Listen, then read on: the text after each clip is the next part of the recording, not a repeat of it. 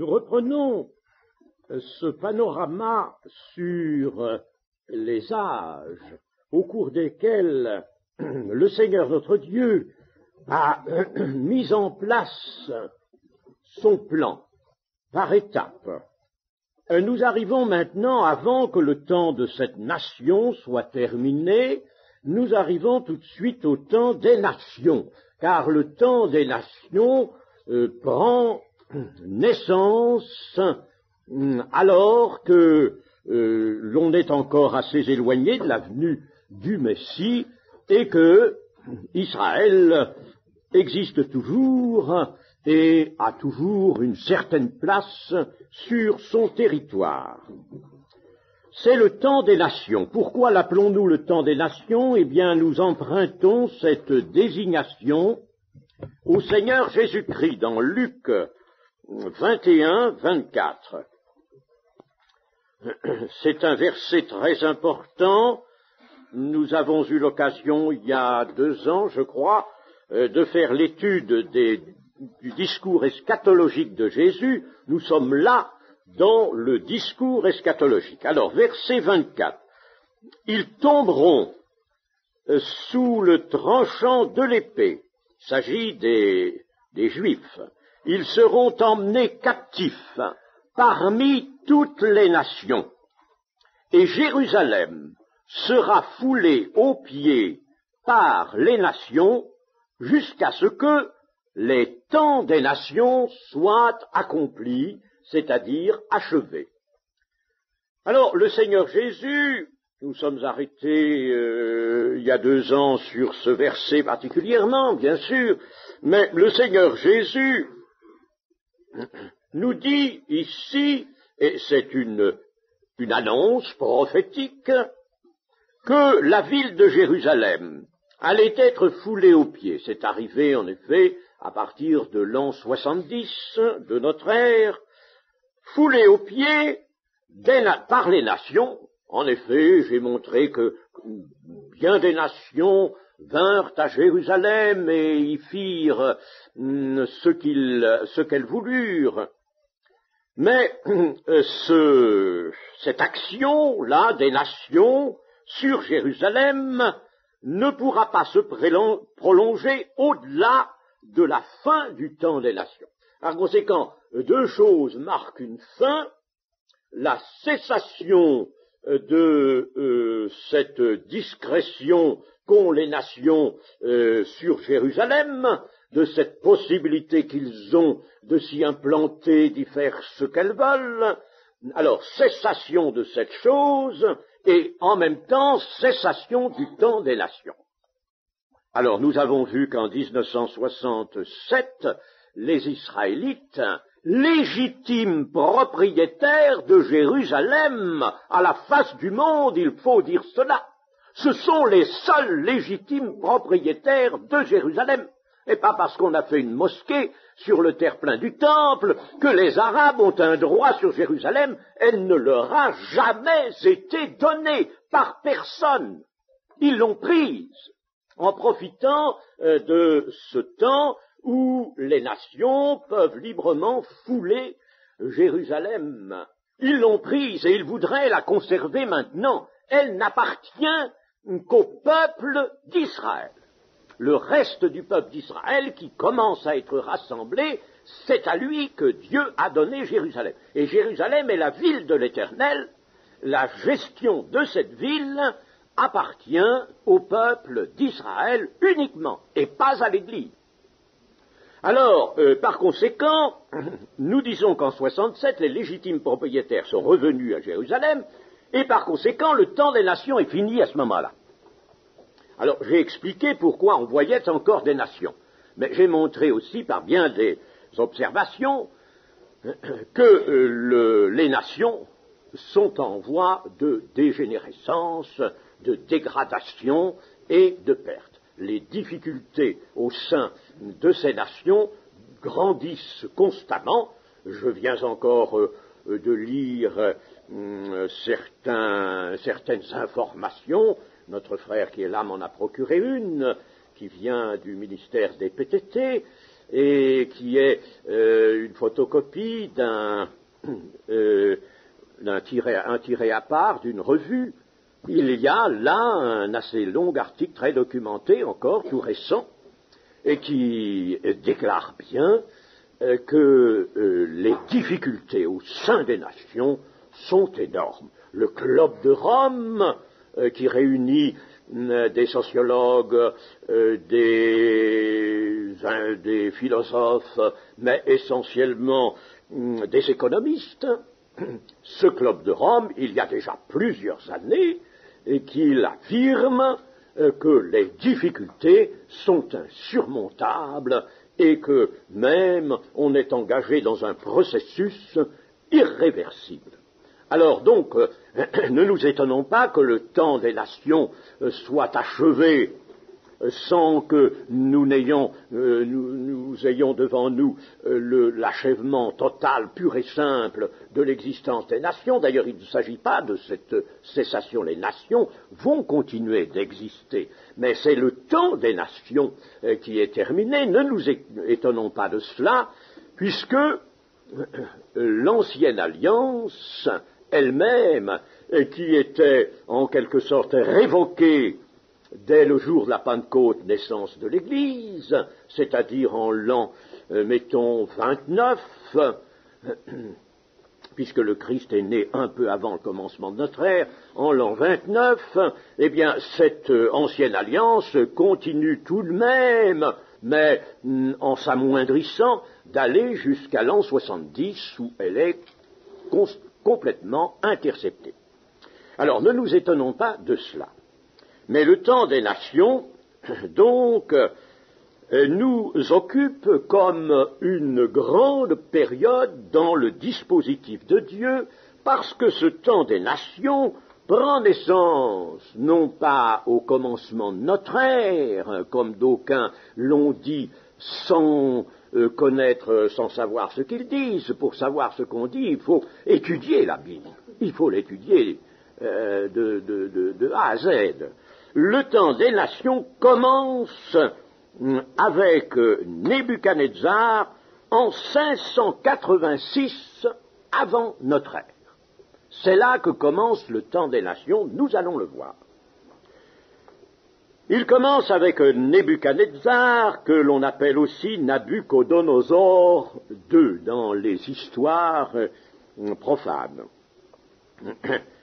Et ce temps finit avec la reprise de Jérusalem en vue de l'établissement du royaume de Dieu, car attention, Jérusalem est reprise par ses légitimes possesseurs en vue de l'établissement du royaume de Dieu, chers amis, attention, nous chrétiens, n'est-ce pas, voyons bien l'avertis de cette chose, c'est le royaume de Dieu qui commence à poindre, car le Seigneur Jésus ne sera roi de toute la terre à Jérusalem. Il sera, je le rappelle, il faut le rappeler constamment, il sera roi de Jacob.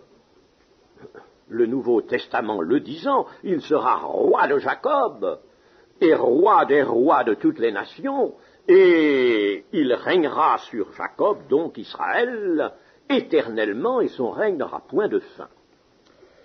Par conséquent, c'est l'établissement du royaume de Dieu sur la terre, dont j'ai parlé dimanche soir, qui est en vue. Alors, nous avons au sujet du temps des nations deux informations surnaturelles qui se trouvent dans le livre de Daniel. Alors, je ne vais pas commenter les deux, parce que cela nous demanderait trop de temps, mais la première se trouve au chapitre 2 du livre de Daniel, et on peut la prendre soit à partir du verset 12, soit à partir du verset 24. Nous prendrons le verset 24 pour la lire, et elle se trouve aussi au chapitre 7 de Daniel. Dans ces deux chapitres, il y a, de part et d'autre, deux songes, un songe d'un côté, un songe de l'autre. Un songe dans le chapitre 2, un songe dans le chapitre 7. Le premier songe, c'est le roi Nebuchadnezzar qui le reçoit. c'est lui qui a le songe et Daniel vient l'interpréter. Non seulement l'interpréter, mais rappeler au roi quel a été ce songe, ce qu'il y a eu dans ce songe. Et puis au chapitre 7, c'est Daniel lui-même qui a un songe. Chapitre 7 au début, la première année de Belshazzar, roi de Babylone, Daniel eut un songe et des visions de son esprit pendant qu'il était sur sa couche. Ensuite, il écrivit le songe et raconta les principales choses. Donc, un songe à Nebuchadnezzar, interprété par Daniel, et un songe à Daniel lui-même. Mais ces deux songes ont trait à la même grande affaire, c'est-à-dire, nous allons voir la succession des grands royaumes, disons, la forme générale que va prendre le temps des nations. Une forme globale, si vous voulez, avec 4 compartiments, 4 divisions. Mais le premier songe est donné à Nebuchadnezzar pour qu'il voie l'extérieur des choses, c'est-à-dire, en somme, l'aspect historique, purement historique, c'est cet aspect que nous regarderons, et puis Daniel a un songe sur le même objet, mais pour voir, lui, l'intérieur des choses, lui qui est un auxiliaire de Dieu, Dieu lui donne une information particulière à lui-même. C'est pourquoi le songe de Nebuchadnezzar et celui de Daniel ont le même objet, quoi qu'en ont dit certains interprètes qu'on nous jette dans les jambes et qui sont des gens qui démolissent tout et qui n'étudient pas véritablement la Bible dans son entier. Alors il y a des gens qui ont de l'imagination et puis alors ils vous lancent des interprétations dans une revue, dans un livre. Il faut se méfier de tout ça. Donc, 2 informations, et c'est celle du chapitre 2, le songe de Nebuchadnezzar, que nous allons lire et qui va nous retenir. Je ferai des allusions à l'autre songe, mais nous ne pouvons pas prétendre maintenant méditer les deux. Alors, chapitre 2, verset 24. Après cela, Daniel se rendit auprès d'Arjoc, à qui le roi avait ordonné de faire périr les sages de Babylone, parce que les sages de Babylone n'avaient pas pu interpréter, rappeler au roi quel était son songe. Il alla et lui parla ainsi: « Ne fais pas périr les sages de Babylone, conduis-moi devant le roi, et je donnerai au roi l'explication. » Arjoc conduisit promptement Daniel devant le roi, et lui parla ainsi: « J'ai trouvé parmi les captifs de Juda un homme qui donnera l'explication au roi. » Le roi prit la parole et dit à Daniel, qu'on nommait Belshazzar: « Es-tu capable de me faire connaître le songe que j'ai eu et son explication ?»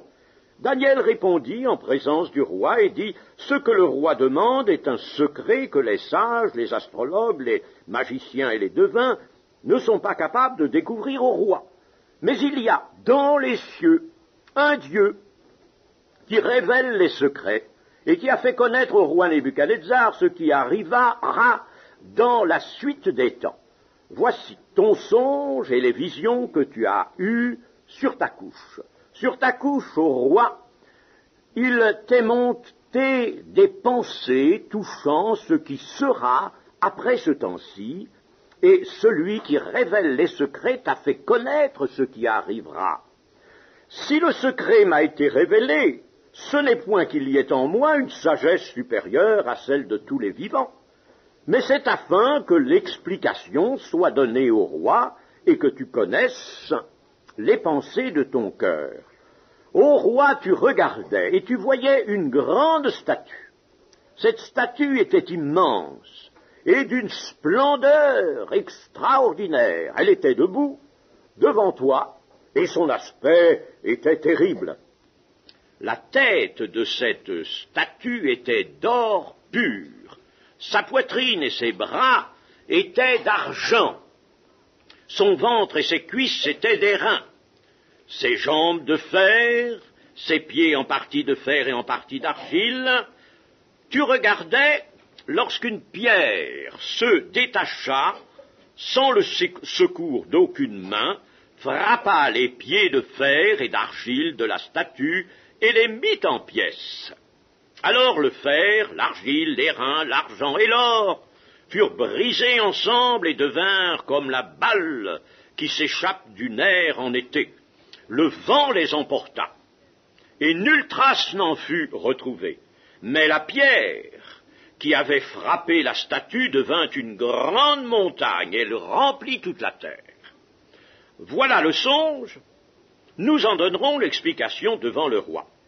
Ô roi, tu es le roi des rois, car le Dieu des cieux t'a donné l'empire, la puissance, la force et la gloire.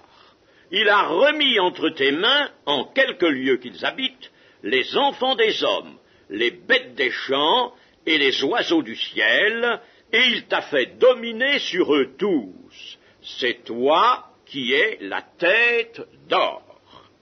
Après quoi il s'élèvera un autre royaume, moindre que le tien, puis un troisième royaume, qui sera d'airain et qui dominera sur toute la terre.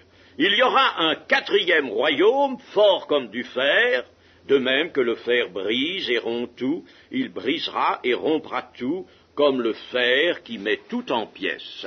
Et comme tu as vu les pieds et les orteils en partie d'argile de potier et en partie de fer, ce royaume sera divisé.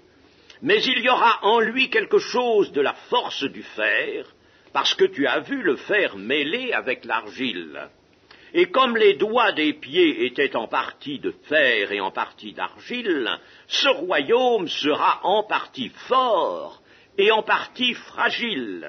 Tu as vu le fer mêlé avec l'argile, parce qu'ils se mêleront par des alliances humaines, mais ils ne seront point unis l'un à l'autre, de même que le fer ne s'allie point avec l'argile. Dans le temps de ces rois, le Dieu des cieux suscitera un royaume qui ne sera jamais détruit et qui ne passera point sous la domination d'un autre peuple. Il brisera et anéantira tous ces royaumes-là, et lui-même subsistera éternellement. C'est ce qu'indique la pierre que tu as vue se détacher de la montagne sans le secours d'aucune main, et qui a brisé le fer, l'airain, l'argile, l'argent et l'or. Le grand Dieu a fait connaître au roi ce qui doit arriver après cela. Le songe est véritable et son explication est certaine.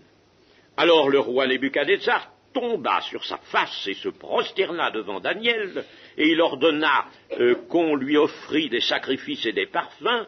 Le roi adressa la parole à Daniel et dit en vérité, votre Dieu, il parle à tous les amis de Daniel en même temps, en vérité, votre Dieu est le Dieu des dieux et le Seigneur des rois, et il révèle les secrets puisque tu as pu découvrir ce secret. Ensuite, le roi éleva Daniel. Nous nous arrêtons ici. Ainsi, cette statue que le roi a vue dans ce songe représente la succession dans l'avenir de 4 royaumes. Quand Daniel dit « Roi, tu es la tête d'or », il veut bien dire que c'est son royaume, puisqu'ensuite il va parler de royaume. Alors voilà un schéma, c'est un schéma, n'est-ce pas, c'est pas la représentation de ce qu'a vu Nebuchadnezzar. Mais c'est un schéma de cette statue qui est debout, et j'ai marqué des numéros en rouge qui montrent les 4 parties correspondant à 4 royaumes. Le premier royaume, c'est celui de Nebuchadnezzar, il occupe les versets 37 et 38, tu es le roi des rois. Et c'est de Dieu que cette parole est venue. Que voulez-vous, elle est consignée dans la Bible, qui est la parole de Dieu en toutes ses parties. Par conséquent, Nebuchadnezzar est institué le roi des rois. À lui est donnée une domination. Le Dieu des cieux t'a donné l'empire, la puissance, la force et la gloire. Nous dirons pourquoi Dieu fait cela. Je le dirai un peu plus tard, tout à l'heure, mais notons la chose. Dieu donne par conséquent puissance, force et gloire. Il a remis entre tes mains, en quelques lieux qu'ils habitent, les enfants des hommes, les bêtes des champs, les oiseaux du ciel, et il t'a fait dominer sur eux tous. C'est toi qui es la tête d'or. Toi et ton royaume, tu es la tête d'or. C'est le premier royaume. Ce premier royaume fut vaincu par Cyrus en 538 avant Jésus-Christ, et il dura donc 70 ans environ 70 ans. Le second royaume part donc de la prise de Babylone par Cyrus en 538 avant notre ère. C'est un empire à double structure, et c'est le numéro 2. Il est représenté dans la statue par la poitrine et les bras. Il est à double structure. C'est en effet l'empire des Mèdes et des Perses, qui va se prolonger, lui, plus longtemps, jusqu'en 332. Alors là, ce sont des données historiques que je confronte avec la prophétie, n'est-ce pas, qui va durer jusqu'en 332 avant notre ère, soit 206 ans. Cyrus est un personnage tout à fait particulier. Lui qui va venir mettre fin à l'empire de Nebuchadnezzar, dont le Seigneur Dieu ne peut pas assurer plus longtemps la durée. C'est un personnage très important dont nous parle Ésaïe, le livre d'Ésaïe, au chapitre 44. D'abord, au chapitre 44 d'Ésaïe, lisons les versets 27 et 28. Je dis à l'abîme, dessèche-toi, je tarirai tes fleuves. Je dis de Cyrus, il est mon berger, et il accomplira toute ma volonté. Il dira de Jérusalem qu'elle soit rebâtie, et du temple qu'il soit fondé. Bon, je m'arrête là, nous reprendrons la lecture après. Je dis de Cyrus, c'est étonnant parce que cette prophétie, nous pouvons la dater approximativement, puisque Ésaïe a parlé pendant 60 ans, n'est-ce pas? Alors, nous ne savons pas quelle est la place de cette prophétie dans le cours des 60 années de ministère d'Ésaïe, mais enfin, ce ministère se situe, mettons, 7 siècles avant notre ère. Et par conséquent, Cyrus est nommé ici plus de 100 ans avant sa naissance, et environ 160 ans, avant son action d'éclat, que sera la prise de Babylone. C'est assez curieux, n'est-ce pas, de voir cela. Nous n'avons que 2 cas comme cela, ou 3 cas avec le Seigneur Jésus-Christ, mettons, mais 3 cas seulement dans toute la Bible. Lisons au chapitre 45, verset 1. Ainsi parle l'Éternel à son oint, à Cyrus. Cyrus, quoique roi païen, prince païen, et oint de Dieu, pour un certain service.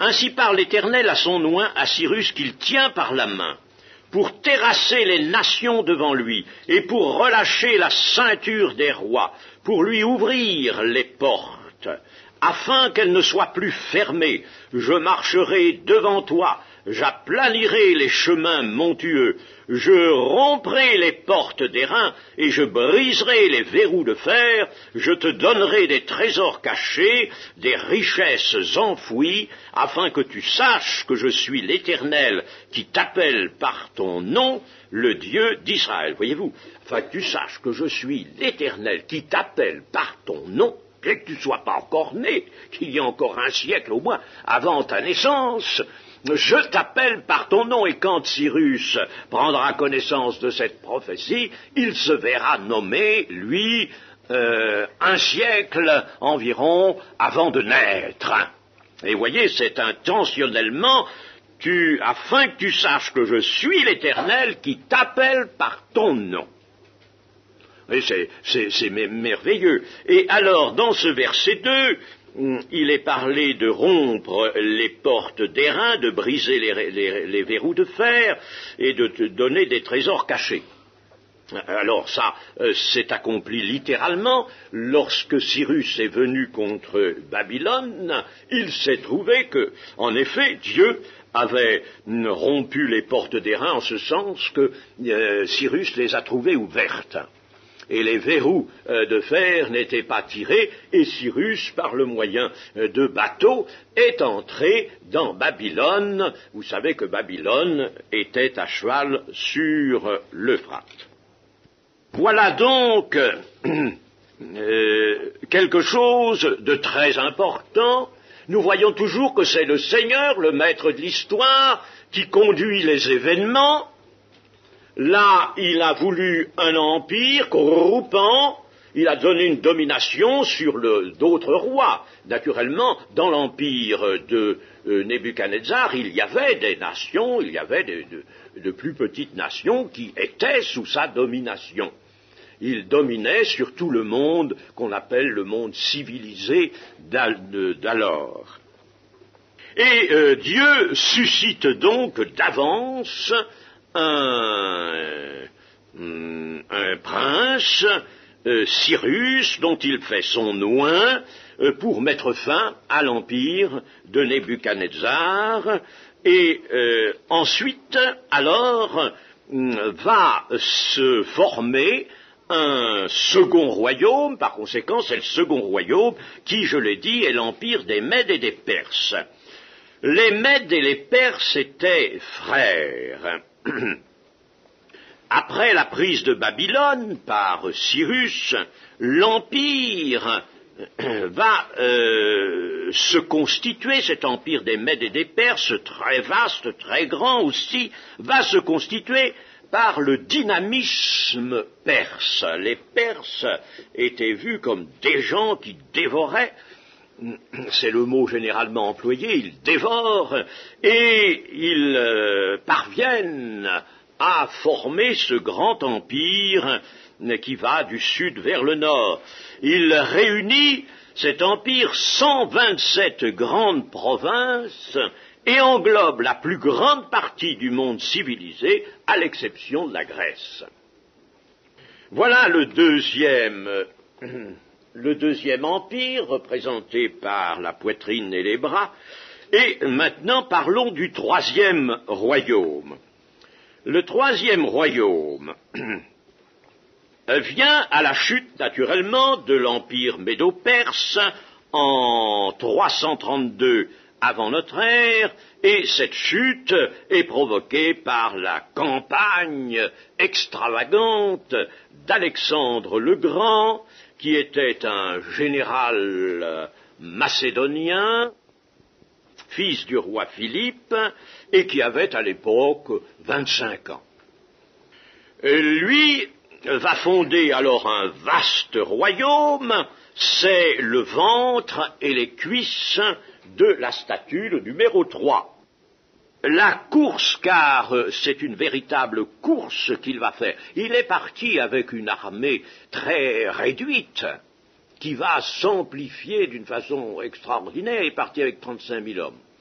Et il va faire une véritable course vers l'Orient, à travers tout ce monde, une course impressionnante, comme celle d'un bouc dont les pieds touchent à peine le sol.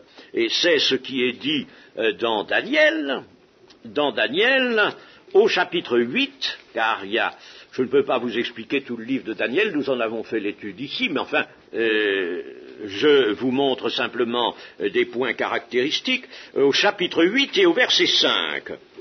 Comme je regardais attentivement, voici un bouc venait de l'Occident.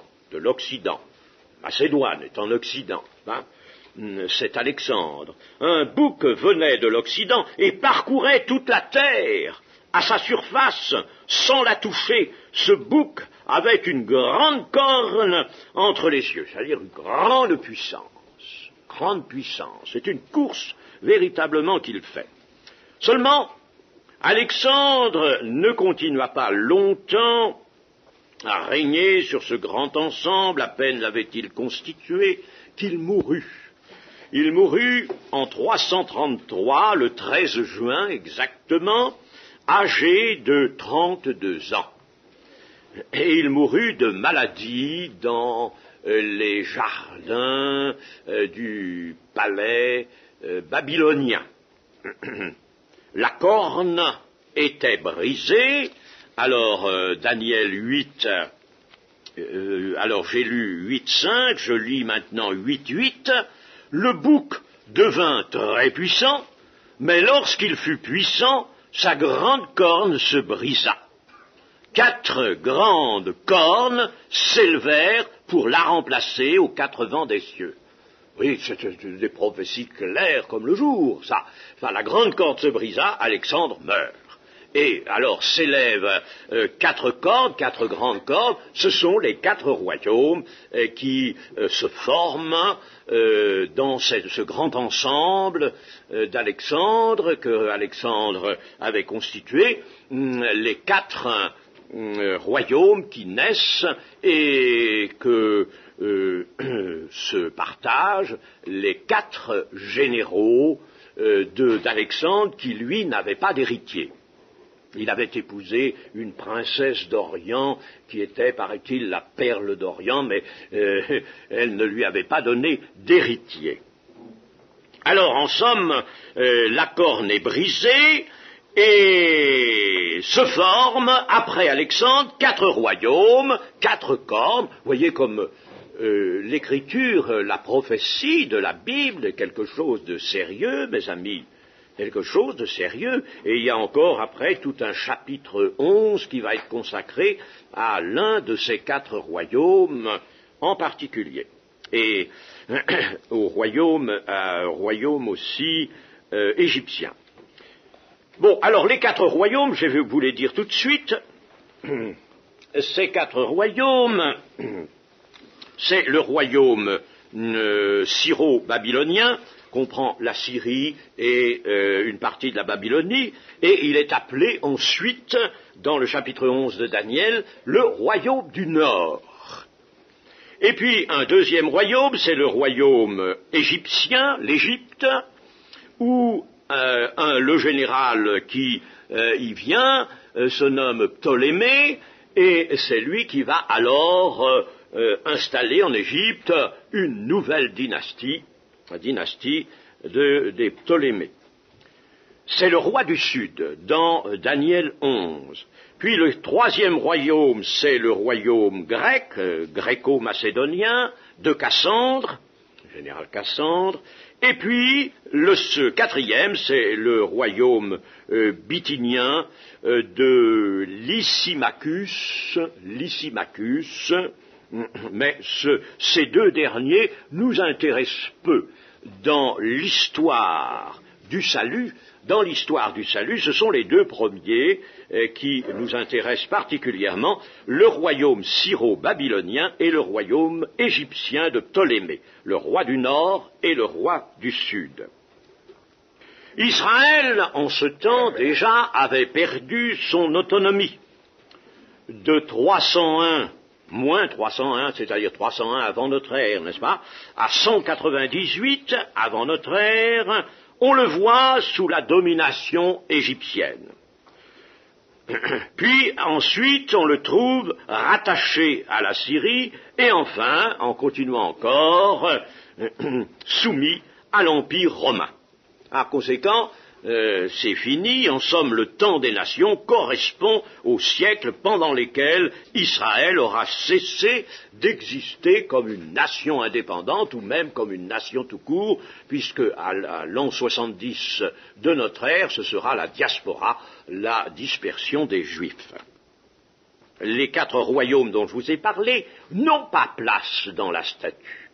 La statue ne leur fait pas place, et je vais vous montrer dans la suite pourquoi, n'est-ce pas, ils ne font pas place. L'erreur, c'est de vouloir leur donner la place, la 4e place. Ils ne comptent pas, ces royaumes-là.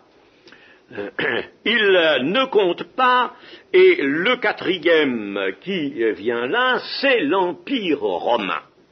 L'Empire romain, qui, lui, en somme, part très tôt, puisque j'ai dit qu'Alexandre était mort en 333, et c'est déjà en l'an 300 avant notre ère, c'est-à-dire en somme 33 ans après la mort d'Alexandre, que Rome devient déjà la grande puissance de l'Italie. N'est pas encore la puissance mondiale qu'elle va être, mais la puissance, la grande puissance de l'Italie, alors que la ville de Rome, précédemment, était une petite ville, si l'on peut même l'appeler ainsi, une petite bourgade qu'Hérodote ne daigne même pas nommer. Rome était donc quelque chose d'insignifiant. C'était une bourgade où se réunissaient des cultivateurs d'un peu partout. Alors l'Empire romain, par conséquent, apparaît déjà vers 300, non pas tout à fait comme empire, mais comme déjà une puissance qui monte. Et puis, alors, un siècle plus tard, c'est-à-dire en 201 avant notre ère, c'est la victoire de Scipion sur Hannibal, et cette victoire donne à Rome déjà une extension considérable, et Rome, l'Empire romain commence là à se former vraiment, et il devient la puissance méditerranéenne. Alors, en continuant, Rome va un peu plus tard, 8 ans plus tard, briser la Macédoine et soumettre également, encore un peu plus tard, quelques 7 ans plus tard encore, soumettre la Syrie. La Syrie lui sera soumise en 190 avant notre ère. Alors, c'est évidemment la marche extraordinaire de cet empire qui annexe l'Afrique du Nord, qui détruit Carthage en 146, qui s'empare de la Grèce, de l'Espagne en 133 avant notre ère, de l'Asie mineure en 129. C'est l'empire qui dévore, qui prend, n'est-ce pas? Et cet empire géant qui se constitue, c'est l'Empire romain, et c'est lui qui a la 4e place. Les 4 royaumes n'ont été en somme que une transition pour arriver à ce 4e empire, mais ils n'ont pas véritablement de place dominante. Et la fin de l'Empire romain, quelle est-elle, la fin de l'Empire romain? Eh bien, je vais peut-être vous étonner, mais la fin n'est pas arrivée. L'Empire romain n'est pas fini. Il n'est pas arrivé, il n'intervient pas dans la prophétie, il va jusqu'au retour du Seigneur. C'est lui le 4e empire, et c'est alors qu'à un moment, la petite pierre qu'aucune main n'a détachée vient, heurte la statue qui est volatilisée, et cette pierre devient une grande montagne, un grand royaume qui remplit toute la terre, c'est le royaume de Dieu. Ici, la prophétie lui consacre 4 versets. C'est beaucoup, alors que le 3e et le second n'avaient que peu de choses. 4 versets. Et en effet, cet empire va prendre au cours des temps des aspects différents. Il aura en somme, si l'on peut dire, 4 phases qu'esquisse la prophétie de Daniel. D'abord, verset 40. Il y aura un 4e royaume fort comme du fer, de même que le fer brise et rompt tout. Il brisera et rompra tout comme le fer qui met tout en pièces. Ah, c'est bien le caractère de l'Empire romain. Hein. Alors là, c'est la phase conquérante. La phase constitutive de l'Empire, la phase conquérante. Puis vient le verset 41, et comme tu as vu les pieds et les orteils en partie d'argile, de potier et en partie de fer, ce royaume sera divisé. Connaissons le schisme, n'est-ce pas, l'Empire d'Orient et l'Empire d'Occident déjà. Ce royaume sera divisé, mais il y aura en lui quelque chose de la force du fer, parce que tu as vu le fer mêlé avec l'argile. Bon, ça c'est une seconde phase qu'on peut appeler la phase de la division, celle du schisme, la phase de la division. Et déjà apparaissent là des faiblesses. Il y a toujours cette force du fer, elle est encore là, cette force combative, mais il y a des faiblesses qui se manifestent dans le sein de l'Empire. Puis le verset 42. Et comme les doigts de pied étaient en partie de fer et en partie d'argile, ce royaume sera en partie fort et en partie fragile. C'est la phase alors très nette de la dégradation de l'Empire. Puis, le verset 43, tu as vu le fer mêlé avec l'argile, parce qu'ils se mêleront par des alliances. C'est bien que le fer et l'argile a 2 significations, voyez-vous. Tu as vu le fer mêlé avec l'argile, parce qu'ils se mêleront par des alliances humaines, mais ils ne seront point unis l'un à l'autre, de même que le fer ne s'allie point avec l'argile. Ça, c'est la phase des nations engendrées par l'Empire romain, et cette phase, nous la connaissons maintenant. Les nations de l'Occident que nous connaissons sont tout simplement ces parties de l'Empire romain qu'à travers l'histoire, d'ailleurs, nous voyons que des grands chefs, des empereurs même, Charles Quint par exemple, ont entendu reconstituer, plus récemment encore en Allemagne, l'empereur d'Allemagne a entendu reconstituer, son but était de ressouder l'Empire romain, mais les alliances ne tiennent pas, parce que le fer et l'argile ne peuvent pas s'allier, ne peuvent pas tenir l'un à l'autre. Alors ça, c'est la phase des nations engendrées, et c'est après cette phase que vient la petite pierre qui se détache de la montagne sans le secours d'aucune main, qui brise le fer, l'airain, l'argile, l'argent et l'or, qui sont volatilisés. Le grand Dieu a fait connaître au roi ce qui doit arriver après cela. Eh bien, évidemment, ce qui peut nous étonner, c'est que la petite pierre vient frapper la statue au pied, et puis tout se volatilise. Le fer, l'airain, l'argile, l'argent et l'or. On pourrait dire, mais l'airain, l'argent, l'or, mais c'est passé, ça, ce sont les empires du passé que nous venons de nommer, n'est-ce pas, l'empire babylonien de Nebuchadnezzar, l'empire des Mèdes et des Perses, l'empire d'Alexandre, c'est fini, c'est historique. Alors, voyez comme il est nécessaire d'étudier la Bible dans son entier. Dans d'autres parties, et particulièrement dans l'Apocalypse, la Bible nous montre que ces empires, ces royaumes, qui en effet historiquement ont disparu, ont tout de même légué au 4e royaume et aux nations qui naissent dans ce 4e royaume, l'Empire romain, ont légué des éléments durables de culture et des tendances durables.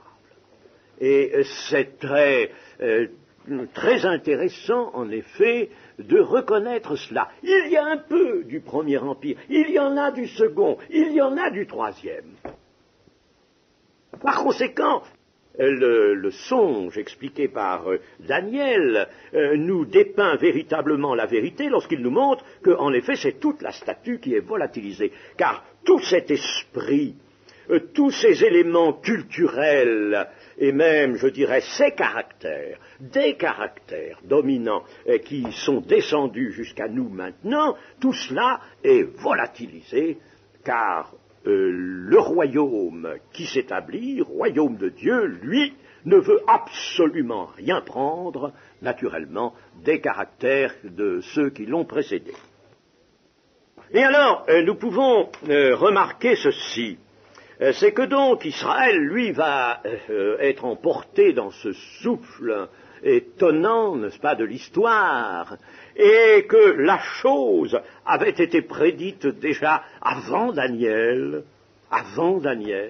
Dans l'Ancien Testament, il y a déjà une prédiction sur l'action de Rome, par laquelle Israël, lui, cesse d'être une nation et perd tout à fait son indépendance. Et c'est dans le livre des Nombres que nous aurons, auquel il faudra que nous donnions une petite place avant la fin de cette session, puisque c'est prévu au programme, et nous sommes un petit peu en retard, n'est-ce pas? Vous voyez, on n'est pas toujours maître des choses, c'est pas nous qui sommes maîtres des choses, d'ailleurs, n'est-ce pas?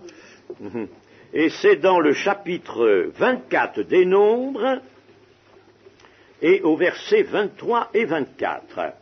C'est Balaam, ce curieux prophète, et qui cependant est saisi par l'Esprit de Dieu, et qui prononce ceci. Balaam prononça son oracle et dit, « Hélas, qui vivra après que Dieu l'aura établi? Mais des navires viendront de Kittim, ils humilieront l'Assyrien, ils humilieront l'Hébreu, et lui aussi sera détruit. » Et qui sont ces navires venus de Kittim? Kittim, eh bien, désigne essentiellement, après avoir porté certaines désignations antérieurement, il désigne maintenant essentiellement les Romains. Les Romains. Alors, vous voyez, n'est-ce pas, cette prédiction, des navires viendront de Kittim, c'est-à-dire de Rome, ils humilieront l'Assyrien, ils humilieront l'Hébreu. Maintenant, les navires, ce ne sont pas toujours des navires qui porteront les légions romaines, mais ces navires-là sont considérés comme des forces, des puissances venues de Kittim. Avant la fondation de l'Empire romain, donc, il n'y avait absolument rien à Rome. La force de cet empire, qui se forme relativement en peu de temps, lui vient de ses légions, c'est-à-dire de son militarisme, de son organisation très poussée, de la discipline et du dévouement à l'État que les Romains surent apporter au service de l'Empire. C'était alors le royaume de fer. À ce moment-là, c'était le royaume de fer du verset 40. Il y aura un quatrième royaume fort comme du fer. Et là, il n'y a pas d'argile, là, à ce moment-là. Il n'y a pas d'argile. Fort comme du fer. Mais ensuite, nous avons les jambes de la statue. Et les jambes de la statue, ses jambes de fer, ses pieds en partie de fer et en partie d'argile. Et puis, ce quatrième empire est lui-même vu dans le songe donné à Daniel au chapitre 7, comme je vous l'ai dit, il est vu au verset 7, sous la forme d'animaux, là, d'animaux extraordinaires. Après cela, je regardais pendant mes visions nocturnes, et voici, il y avait un quatrième animal, terrible, épouvantable, et extraordinairement fort, Il avait de grandes dents de fer, voyez-vous. Il mangeait, brisait, il foulait aux pieds ce qui restait. Il était différent de tous les animaux précédents. Il avait 10 cornes. Et il avait 10 cornes. La statue a des pieds, mélangés aussi de fer et d'argile, et il y a 10 doigts aux pieds, n'est-ce pas? 10 doigts de pied. Il avait 10 cornes. Et alors, que va-t-il se passer? Il va se passer au fil des décades que toutes les richesses de ces nations conquises vont naturellement affluer. Ils vont affluer de partout à Rome et dans l'Empire, et ils vont provoquer un enrichissement extravagant, au point que cela amènera très vite une débauche et une corruption effroyable. Et puis ce n'est pas tout. Le service militaire qui est imposé tout d'abord, essentiellement aux Romains, c'est-à-dire, en somme, aux Italiens, maintenant, si vous voulez, ce service militaire touche beaucoup de paysans, de cultivateurs. C'était eux qui formaient la population. Alors, très jeunes, ils sont appelés à l'armée, et ils y restent des années. Ils ne sont libérés que, quelquefois, ils restent 15 ans, 20 ans, même plus, dans les légions, tant qu'ils ont de la force, tant qu'ils sont jeunes. Et alors, ces gens qui vont à l'armée sont obligés d'abandonner leurs fermes et leurs terres, les terres cultivables, et ces terres elles-mêmes vont rester là, inutilisées pendant un moment, mais bien vite on va les vendre, et puis il y aura des acheteurs avec les richesses accumulées, des acheteurs, et ces acheteurs vont eux-mêmes constituer des domaines extraordinaires, de très grands domaines, qu'ils feront travailler par des multitudes d'esclaves. Mais alors, lorsque la population elle-même du noyau de l'Empire, du noyau italien de l'Empire, lorsque cette population sera libérée du service militaire, reviendra pour raison déjà d'âge, mettons à 40 ans, 45 ans, alors cette population, que fera-t-elle? Elle sera poussée vers les villes. Et là, elle sera gagnée par la corruption. Et on voit donc se former une population qui vit de quelques petits revenus. L'État, évidemment, soutient les anciens légionnaires, un petit revenu, et se présentera dans l'Empire romain déjà cette antithèse du capitalisme et du prolétariat. Un capitalisme énorme et un prolétariat. Et cela n'est jamais bon, évidemment, cette coexistence de deux classes aussi distantes l'une de l'autre. Et puis, alors autre cause de désagrégation, il fallut engager des mercenaires dans l'armée tellement les exigences étaient grandes dans tous les azimuts, il fallait des légions de tous les côtés, et l'on engagea des mercenaires, des hommes qui, alors, n'étaient pas comme les premiers légionnaires venus de Rome, ils étaient prêts, eux, à toute rapine. Ils ne pensaient qu'à la rapine. Et puis, en outre, des chefs ambitieux apparaîtront dans l'armée, des guerres civiles même commenceront à prendre naissance, et nous voyons que la force, en effet, du fer et la faiblesse de l'argile seront ensemble. Force d'un côté, mais faiblesse de l'autre. Les Romains ont été appelés les ravisseurs du monde. Ils prennent, ils dévorent, ils saisissent. Ils ont été appelés les ravisseurs du monde. cependant que leur action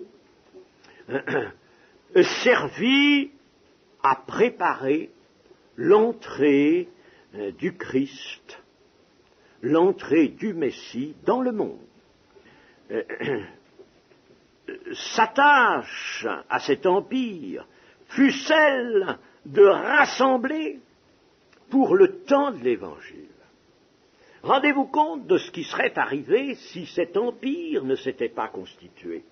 Il y aurait une foule de petites nations cloisonnées, dans lesquelles il aurait été difficile de pénétrer, les voies de pénétration n'auraient pas été construites comme l'ont fait les Romains, et par conséquent, les premiers chrétiens missionnaires, apôtre Paul, le premier, aurait eu du mal à gagner les provinces, les autres régions qui seraient restées à ce moment-là constituées en nations bien resserrées sur elles-mêmes.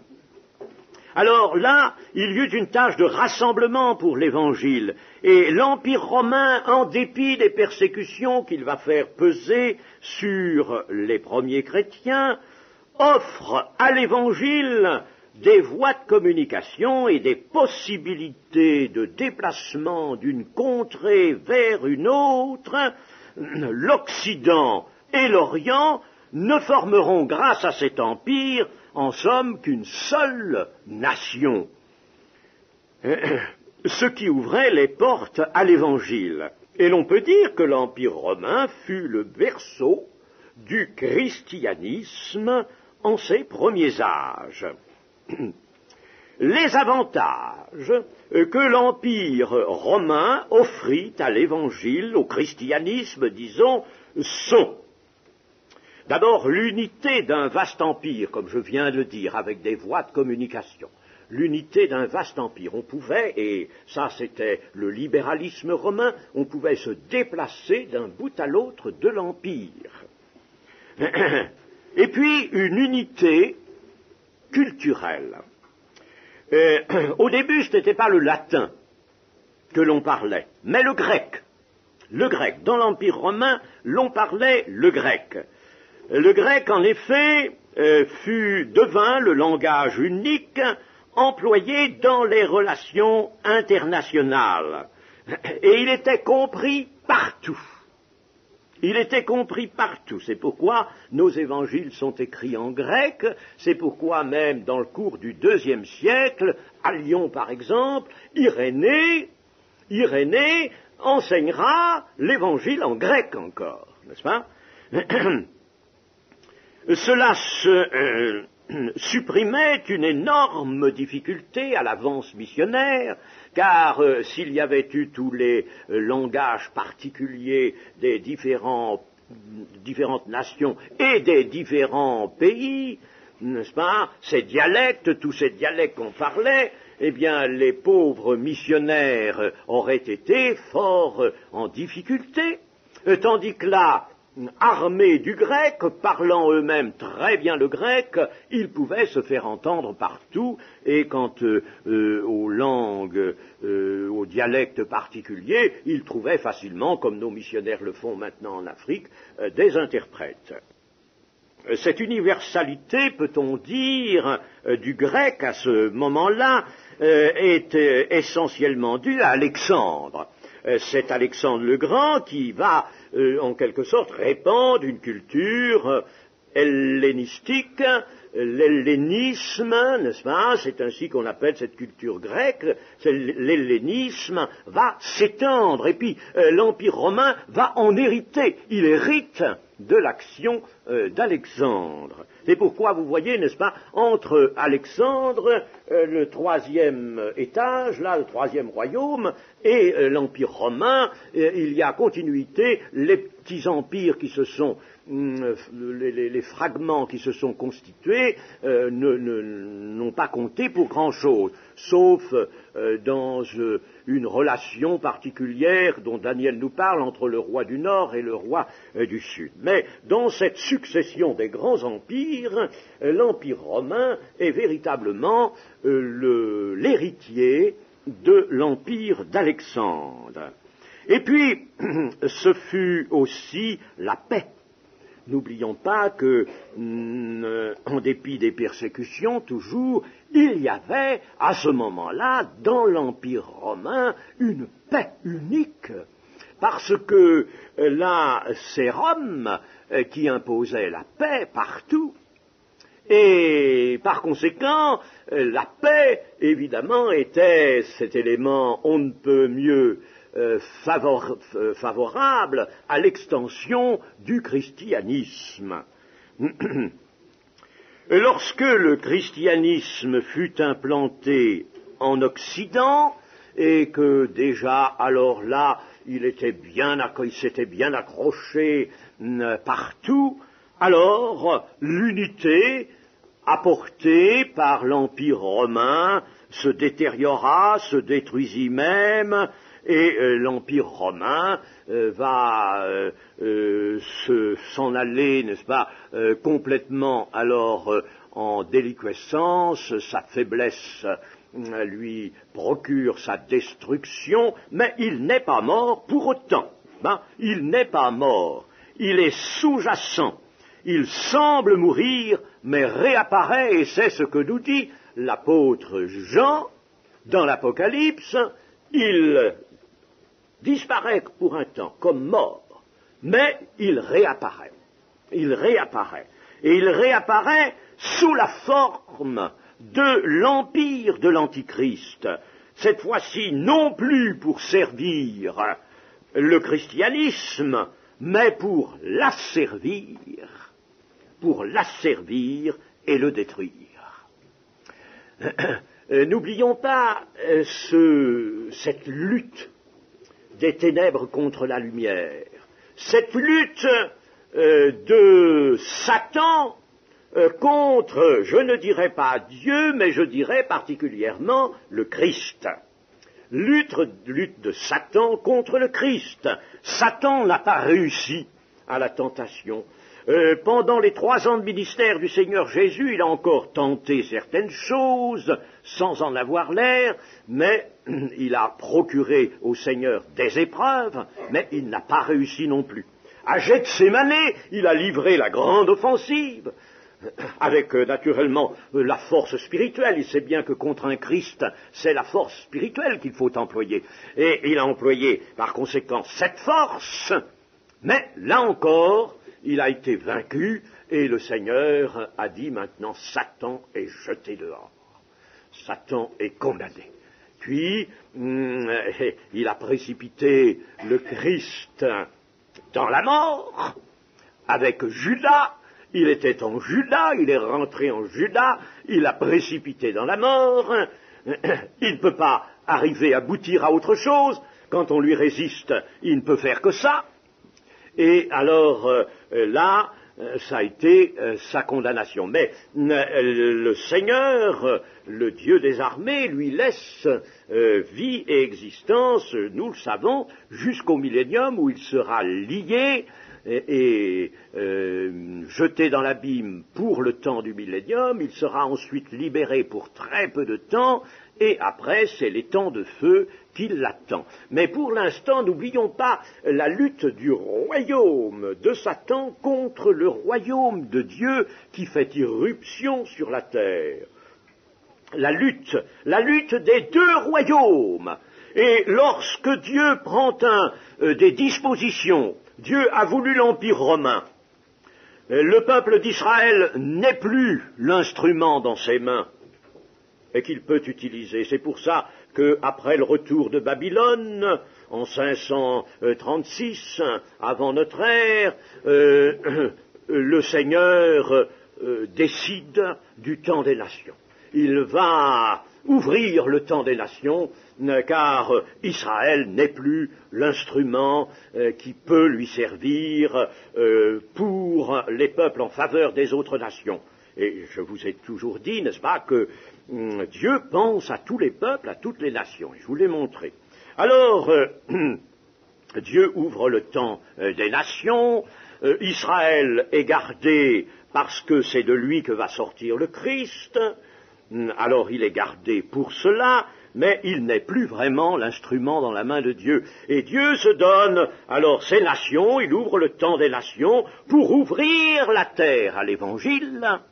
Nebuchadnezzar, puis l'empire des Mèdes et des Perses, mais tout ça va aller en se dégradant, l'or, l'argent, l'airain, le fer, ce n'est plus l'or, n'est-ce pas, de la tête, ça va toujours avec les hommes en se dégradant, et alors là, Dieu arrivera au 4e empire, et au début de ce 4e empire, là, il préparera nettement les possibilités d'extension rapide du christianisme. Quand le christianisme va venir sur la terre, le Seigneur Jésus lui-même d'abord, son ministère, puis sa mort, et puis sa résurrection, puis la Pentecôte, alors là, le Seigneur veut que la terre soit ouverte au christianisme, et c'est l'Empire romain qui lui sert de cela. Mais Satan va se ruer sur cet empire romain. Il va s'efforcer de le corrompre autant qu'il le pourra, et il va s'efforcer de le morceler. Mais de cet empire romain sortent 10 nations, et ces 10 nations, nous allons les retrouver à la formation toute prochaine de l'empire de l'Antichrist. L'empire de l'Antichrist va utiliser ces 10 nations et lui-même va être la corne, la puissance qui va émerger au sein de ces 10 nations pour alors accomplir finalement le but que Satan s'est donné, de détruire absolument le peuple des saints, qu'il n'y ait plus rien.